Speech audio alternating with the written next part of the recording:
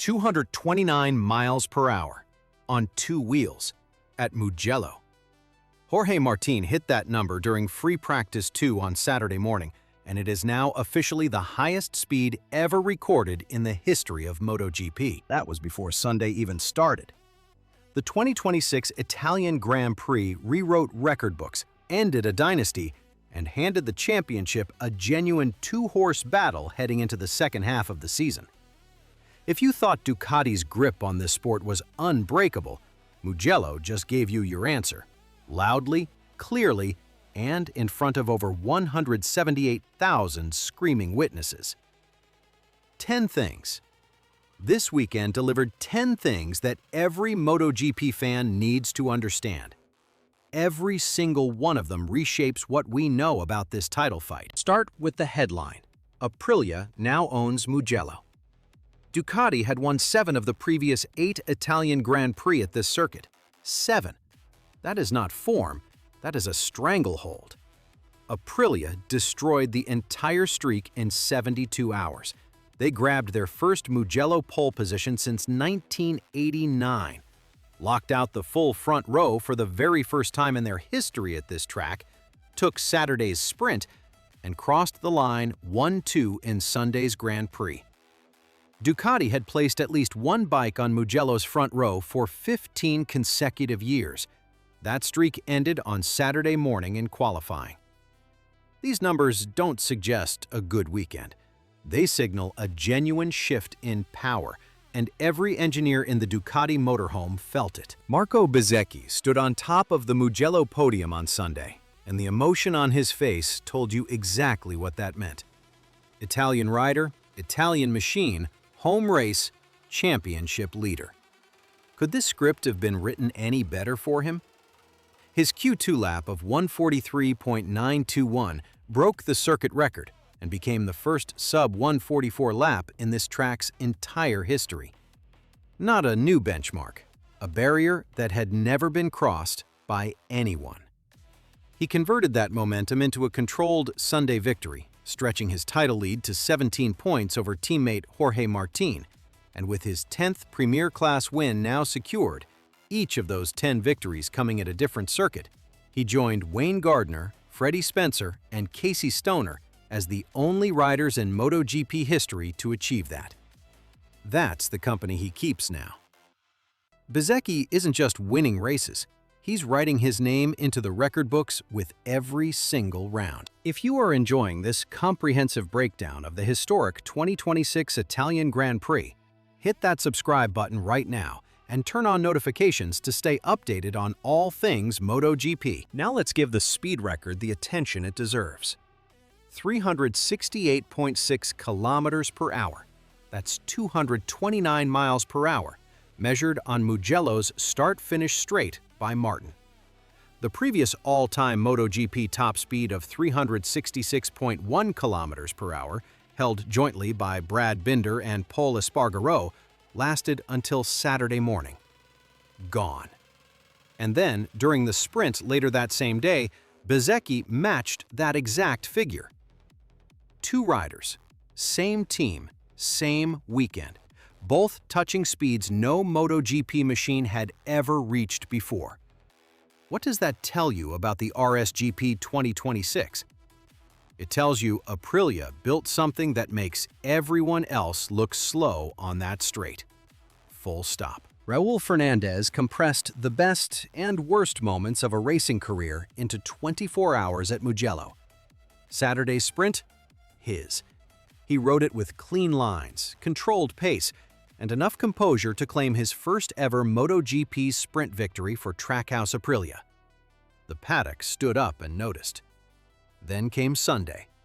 Starting from the front row, Fernandez braked too late at turn 1, went deep into the gravel, and tumbled from podium contender to 17th before most fans had finished their coffee. He recovered to 9th, which shows real character, but MotoGP kept printing the same lesson all weekend. Precision without speed means nothing, and speed without precision costs you everything. Ogura's Sunday needs to be talked about far more than it has been. Starting 13th, almost halfway down the field, he cut through the pack with tire management so precise it looked choreographed. By the final lap, he sat directly behind Francesco Bagnaia, close enough to attempt the overtake for the podium step. He lost that drag race by 0.034 seconds, 34 thousandths. Had he completed that move, Aprilia would have swept the entire podium, first, second, and third. No other team on the grid, just Aprilia purple all the way up. The fact that it came down to a margin that small from a 13th starting position tells you something extraordinary about both Ogura and the machine he's riding. Ducati looked comfortable for exactly 3 laps. Bagnaia moved to the front, the Desmo Sedici GP26 settled into its rhythm, and you got the feeling you were watching Mugello's 4-time winner do what he always does here. Then, the rear tire started fading. Not a blow-up, not a sudden failure, a slow, progressive degradation that Bagnaia couldn't manage or mask. Bezzecchi and Martin swept past in the closing stages, and the Ducati sat powerless to respond. This is the most revealing detail from the entire weekend. Ducati's weakness at high-speed circuits under long tire loads is now documented on film, visible to every rival team that runs data analysis on race footage. And you can be absolutely sure Aprilia's engineers are already building a strategy around it. Marc Marquez walked into this weekend carrying 2 surgeries worth of physical damage, a fractured foot from Le Mans and a procedure on his right shoulder, and still managed to be the fastest Ducati rider in qualifying, 4th overall. He finished 5th in the sprint, 7th in the Grand Prix. No high-risk moves, no drama.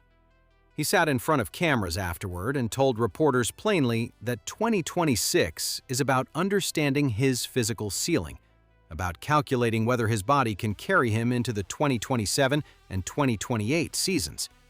A defending world champion measuring himself against his own recovery, one race at a time. That's not surrender. That's the most strategic mind in the paddock making the smartest play available. Jorge Martin never makes the flashiest headlines. He doesn't set records on Saturdays or deliver paddock controversies. He finishes second, then second again. 2 P2 results across both race formats at Mugello kept his championship total at 156 points, just 17 behind Bezzecchi's 173. People spent years calling Martin a sprint specialist, a one-format performer who couldn't sustain across a full race distance. Mugello erased that label for good. His pace over both the sprint and the Grand Prix, at a circuit that historically never favored his riding style, tells you this championship is nowhere near decided. 12 points is not a gap. It's a countdown. KTM and Yamaha left Mugello with very little to show. Enea Bastianini crashed out of Saturday's sprint at turn 10, throwing away solid pace for nothing. Yamaha's Fabio Quartararo stepped in front of cameras and didn't hide his frustration. The European V4 machines are pulling clear, and the Japanese manufacturer's new V4 simply cannot match the raw speed outputs being generated on Mugello's long, unforgiving main straight. 2 manufacturers with real histories in this sport are watching the front of the field from a distance and running out of easy answers. And then there was the crowd. 100,000 people packing the Mugello hillsides, revving motorcycle engines through the night, some of them even running chainsaw engines to make more noise than a grandstand can contain. This was the circuit's 50th anniversary of Grand Prix racing. World Championship motorcycle racing arrived at Mugello in 1976, and the Tifosi marked it with everything they had. When Bezzecchi crossed the line first, Italian rider on an Italian machine on that Italian circuit, the hillsides exploded. No other race on the calendar produces this, not even close.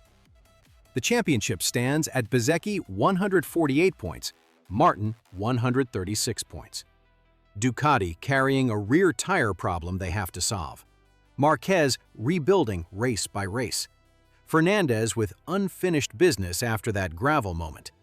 Ogura 0.034 seconds from making history. KTM and Yamaha watching from further back with every passing round. One weekend in Tuscany just handed you the entire second-half story of the 2026 MotoGP season. Mugello always delivers. This time, it delivered everything.